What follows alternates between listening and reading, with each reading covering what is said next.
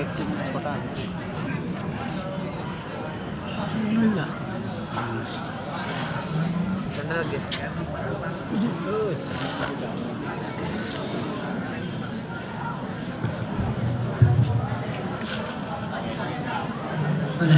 گیا الحمد لله وحده والصلاة والسلام على من لا نبي بعده أما بعد فأعوذ بالله من الشيطان الرجيم بسم الله الرحمن الرحيم فقد قال الله تبارك وتعالى في القرآن المجيد والفرقان الحميد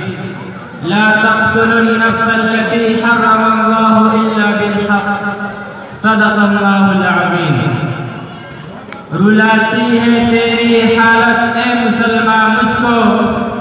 رلاتی ہے تیری حالت اے مسلمان مجھ کو کہ عبرت خیز ہے تیرا فسانہ سب فسانوں میں حقیقت کروں گا بیاں دوستو حقیقت کروں گا بیاں دوستو چاہے کٹ جائے میری زباں دوستو برادران ملت اور حاضرین مجلس آج آپ ریڈیو اور ٹیلی ویژن اور فیس بک اور واٹس ایپ اور ٹویٹر وغیرہ میں یہ سنتے ہوں گے یہ دیکھتے ہوں گے کہ آج فلاں جگہ دہشت گردی ہو رہی ہے آج فلاں جگہ دہشت گردی پھیلانے کی کوشش کی جا رہی ہے آج دہشت گردوں نے اتنے لوگوں کو موت کی گھاٹ اتار دیا اتنے لوگوں کی جانیں ضائع ہو گئی اتنے املاک برباد ہو گئے اور ان سارے جرائم کا مجرم اسلام اور اسلام کے نام لیواؤں کو قرار دیا جاتا ہے میں اس مختصر وقت میں آپ کو بتانا چاہتا ہوں کہ دہشت گرد کون ہے پوری دنیا میں دہشت گردی پھیلانے والے کون ہیں روئے زمین کے باشندوں کی نیند کس نے حرام کی ہے کہ اس کے ملزم واقعات اسلام اور اسلام کے نام لیوا ہیں نہیں ہرگز نہیں بلکہ اسلامی تاریخ کا مطالعہ کرنے والے جانتے ہیں کہ اسلام نے ہمیشہ امن و شانتی کی دعوت دی ہے صلح و آشتی کی دعوت دی ہے آپسی محبت و الفت کی دعوت دی ہے نصیحت و خیر خواہی کی دعوت دی ہے ظلم و زیادتی سے روکا ہے فتنہ و فساد سے روکا ہے حق تلفی اور حق ماننے سے روکا ہے دوستو اسلام کے دعوت امن و شانتی پر اندازہ لگانے کے لیے ضروری ہے ہم اسلام کے حالات سے واقف ہو کہ اسلام سے پہلے دنیا کیسے کیسے حالات سے گزری ہے دوستو چھٹی صدی عیسوی میں دنیا بڑی اضطرابی اور بے قراری کی حالت میں اپنے لمحات گزارا کر رہی تھی ہر طرف فتنہ و فساد پھیلا ہوا تھا دوسروں پر ظلم زیادتی کرنے کو اپنی بڑائی کی دلیل سمجھی جاتی تھی ایک بادشاہ تھا دوسرے بادشاہ کے ملک میں داخل ہو کر خون خرابہ کرنا ایک قابل فخر کارنامہ سمجھا جاتا تھا غریب و نادار اور معذور لوگوں کو معاف نہیں کیا تھا شیرخوار بچے کو زور سے دیوار پر مارا جاتا جس کی وجہ سے بچہ کے بے چین کر باہر آ جاتا تھا میرے دوستو کیسر و کسرا کی تاریخ کسے معلوم نہیں روم و ایران کی ویرانی کسے یاد نہیں بخت نظر کے قتل عام سے کون واقف نہیں جنگ خلاف کے بے دردی سے کون آشنا نہیں الغرض پوری دنیا میں فساد ہی فساد پھیلا ہوا تھا روم ہو یا ایران پاکستان ہو یا ہندوستان یورپ ہو یا ایشیا روئے زمین کا کوئی خطہ ایسا نہیں تھا جہاں لوگ ان کا زندگی بسر کر رہے ہیں میرے دوستو اسی حالت کو بیان کرتے ہوئے قرآن کریم نے کہا ہے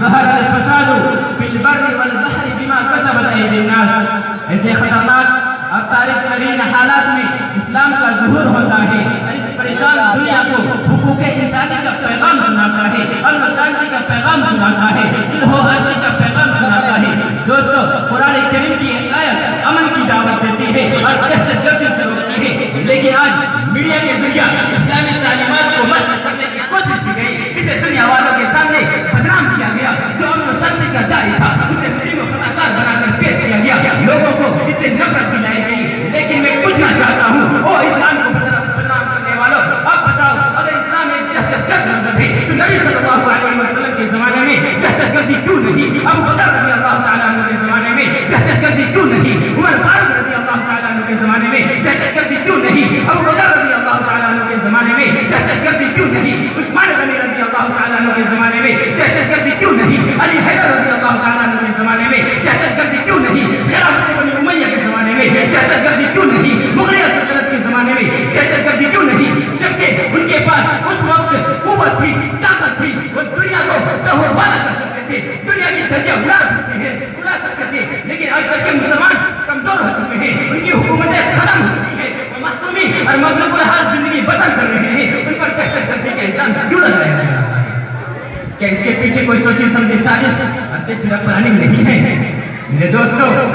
آج روئے زمین کے مسلمانوں کے خون سے ہولیاں کھیلی گئی، مسلمان عورتوں کی عزت و عصمت کو پامال کیا گیا، ان کی آبرو ریزی کی گئی، ان کے دامن حیا کو تار تار کیا گیا اور کیا جا رہا ہے، لیکن کہیں سے اس کی بندش اور روک و تھام کی آواز نہیں اٹھ رہی ہے۔ میڈیا میں یہ کبھی نہیں کہا جاتا کہ ان پر ظلم و زیادتی ہو رہی ہے، ان کے حقوق کو پامال کیا جا رہا ہے، پامال کیا جا رہا ہے۔ یہودی اور عیسائی کے لوگ ذہن کی قیمتیں مسلمان کی خود پر کوئی قیمت نہیں رہتی۔ میرے دوستوں،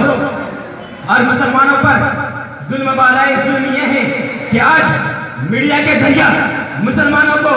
میڈیا میں مجرم و خطا کار بنا کر پیش کیا جاتا ہے، لہذا پہلے یہ طے کرو کہ دہشت گرد کسے کہا جاتا ہے؟ کیا جان و مال کی حفاظت کرنے کا نام دہشت گردی ہے؟ عزت و آبرو کی حفاظت کرنے کا نام دہشت گردی ہے؟ جائز حقوق کے مطالبہ کرنے کا نام دہشت گردی ہے؟ اپنے وطن سے محبت رکھنے کا نام دہشت گردی ہے؟ اپنے وطن پر قربان ہونے کا نام دہشت گردی ہے؟ جائز حقوق کے مطالبہ کرنے کا نام دہشت گردی ہے؟ ظلم و ستم کے خلاف آواز اٹھانے کا نام دہشت گردی ہے؟ دنیا میں عدل و انصاف قائم کرنے کا نام دہشت گردی ہے؟ اگر تم اسے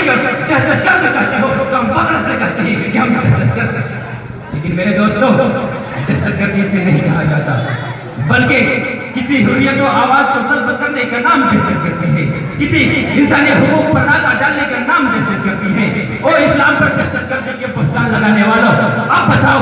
بسریا میں دہشت گردی کس نے پھیلائی؟ بلغار میں دہشت گردی کس نے پھیلائی؟ سوڈان میں دہشت گردی کس نے پھیلائی؟ ابھی حال ہی میں افغانستان میں دہشت گردی کس نے پھیلائی؟ کشمیر میں دہشت گردی کس نے پھیلائی؟ فلسطین میں دہشت گردی کس نے پھیلائی؟ گجرات میں دہشت گردی کس نے پھیلائی؟ ابھی حال ہی میں برما میں دہشت گردی کس نے پھیلائی؟ سیریا میں دہشت گردی کس نے پھیلائی؟ میرے دوستو، سرزمین فلسطین کا چپا چپا گوشہ گوشہ مسلمان کے خون سے رنگین ہو چکا ہے، لاکھوں عورتوں کی عفت و عصمت پامال ہو چکی ہے، کروڑوں بچے یتیم ہو چکے ہیں، کتنے گھر ویران ہو چکے ہیں، ہزاروں مائیں بیوہ ہو چکی ہے۔ میرے دوستو، وہ نام نہاد امن قائم کرنے والوں، اگر تم واقعتاً امن قائم کرنا چاہتے ہو تو خود دہشت گردی کرنا چھوڑ دو، پوری دنیا میں دہشت گردی ختم ہو جائے گا اور لوگ امن و سکون کا زندگی بسر کریں گے۔ یہی دہشت گردی کا اصل خاتمہ کا اصل علاج ہے۔ یہ خاموش مجازی ہمیں جینے نہ دے گی، یہ خاموش مجازی ہمیں جینے نہ دے گی، سنیو اگر اس دور میں رہنا ہے تو حرام مچا دو۔ وآخر الدعوانا الحمدللہ رب العالمین۔